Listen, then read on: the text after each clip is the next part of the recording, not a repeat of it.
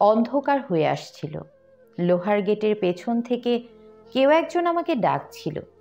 কি হতে পারে ভাবতে ভাবতে বেরিয়ে এলাম। গেটের বাইরে একজন বৃদ্ধ দাঁড়িয়েছিল, জামা কাপড় অগোছালো, হাতে একটা ছোট ব্যাগ দেখে মনে হলো অনেকটা দূর থেকে আসছেন। একটা কাগজের চিরকুট হাতে নিয়ে প্রশ্ন করলো, বাবা তুমি আনন্দ না? এটা কি 4 নং যোগানন্দ স্ট্রিট? আমি মৃদু স্বরে বললাম, হ্যাঁ ঠিকানা ঠিক আছে, আমারই নাম আনন্দ। আপনি কে? একটি চিঠি আমার দিকে এগিয়ে দিয়ে তিনি তার শুকনো ঠোঁট দুটোকে জিভ দিয়ে ভিজিয়ে নিয়ে তোতলাতে তোতলাতে বললেন, বাবু আমি তোমার বাবার বন্ধু, এখন তোমার গ্রাম থেকে এসেছি। তোমার বাবার কাছ থেকে চিঠি নিয়ে তোমার সাহায্যের আশায় এখানে এসেছি। আমি চিঠিটা হাতে নিয়ে বিস্ময় প্রকাশ করলাম। বাবার চিঠি? আগ্রহের সঙ্গে চিঠিটা পড়ে ফেললাম। আনন্দ, তোমার জন্য আশীর্বাদ রইল। আমার চিঠিটা যার হাত দিয়ে পাঠাচ্ছি তার নাম রাম, খুব পরিশ্রমী। কিছুদিন আগে ওর একমাত্র ছেলে দুর্ঘটনায় মারা গেছে। ক্ষতিপূরণের জন্য উনি এখানে ওখানে ঘুরে বেড়াচ্ছেন। ওদের যৎসামান্য আয়ের পাশাপাশি ক্ষতিপূরণের টাকাটা পেলে খুব কাজে লাগবে। আমি সেই দুর্ঘটনার পুলিশ রিপোর্ট, ট্রাভেল এজেন্টের দেওয়া এফিডেভিট এবং অন্যান্য নথিপত্র পাঠালাম। ওনাকে বলা হয়েছে যে ক্ষতিপূরণের টাকাটা সংস্থার প্রধান হেড অফিস থেকে পাওয়া যাবে। উনি প্রথমবারের জন্য ওই অপরিচিত শহরে যাচ্ছেন। আশা করছি তুমি ওনাকে সাহায্য করতে পারবে। তোমার স্বাস্থ্যের যত্ন নিও। যত তাড়াতাড়ি পারো বাড়ি এসো। ইতি, তোমার প্রিয় বাবা। রামবাবু আমার দিকে চোখ রেখে দাঁড়িয়েছিলেন। আমি কয়েক মুহূর্ত চিন্তা করে ওনাকে ভেতরে ডেকে নিলাম। 1 গ্লাস খাবার জল এগিয়ে দিয়ে প্রশ্ন করলাম, সঙ্গে খাবার দাবার কিছু আছে? তিনি বললেন, না বাবা, এখানে পৌঁছতে খুব দেরি হয়ে গেছে। আসার পথে 2টো ফল কিনে খেয়েছিলাম। আমি রান্নাঘরে গিয়ে ডাবল ডিমের অমলেট ভেজে এনে দিলাম তাকে। এটা খেয়ে নিন। আমি বাইরে গিয়ে বেশ কয়েকটি ফোন করলাম। ফিরে এসে দেখলাম তিনি খাওয়া শেষ করে কয়েকটি কাগজ হাতে বসে আছেন। কাগজগুলোর মধ্যে তার মৃত পুত্রের একটি ছবি ছিল। সে বেশ সুদর্শন তরুণ ছিল, বয়স 22 বছরের মতো। আমার চোখে জল এসে পড়ল। তিনি এক নাগাড়ে বলতে লাগলেন, এটা আমার ছেলের ছবি। ও আমাদের একমাত্র ভরসা ছিল। ওর নাম ছিল মহেশ। পড়াশোনায় খুব ভালো ছিল, একটা চাকরিও পেয়েছিল। আমাদের বলেছিল সে চাকরি পাওয়ার পরে আমাদের সব সমস্যা মিটে যাবে। সেদিন রাস্তা পার হওয়ার সময় একটি দুর্ঘটনা ঘটে, সঙ্গে সঙ্গে মারা যায়।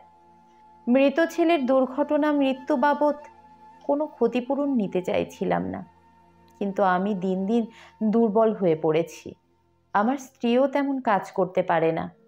তোমার বাবাই আমাকে জোর করে এখানে পাঠালো।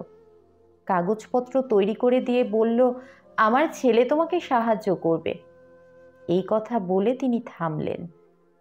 আমি বললাম, ঠিক আছে, আজ রাত হয়ে গেছে তো, এখন বিশ্রাম নিন। এই বলে আমিও ঘুমোতে গেলাম। পরের দিন সকালে উঠে তৈরি হলাম। কফি খেয়ে বেরিয়ে পড়লাম। রাস্তায় হালকা টিফিন সেরে আমরা নথিপত্র উল্লেখিত অফিসে পৌঁছে গেলাম। রামবাবু বললেন, আনন্দ, এর পরের কাজ আমি সামলে নেব, তুমি তোমার কাজে চলে যাও। আমি উত্তর দিলাম, ভাববেন না, আমি অফিস থেকে ছুটি নিয়েছি। ক্ষতিপূরণের টাকা না পাওয়া পর্যন্ত তার সঙ্গেই থাকলাম। বৃদ্ধ ভদ্রলোক বললেন, বাবা, আমার অনেক উপকার করলে তুমি। আমার স্ত্রী বাড়িতে একা আছে, তাই এইবার বাড়ি ফিরে যাচ্ছি। আমি বললাম, চলুন আপনাকে বাসে তুলে দিই। তারপরে বাস স্ট্যান্ডে গিয়ে বাসের টিকিট আর পথে খাওয়ার জন্য কিছু ফল কিনে দিলাম। সজল চোখে তিনি বললেন, বাবা আনন্দ, আমার জন্য ছুটি নিয়ে তুমি অনেক সাহায্য করেছো। বাড়িতে ফিরে গিয়ে তোমার বাবাকে সব কিছু জানিয়ে দেব, তাকেও ধন্যবাদ জানাবো।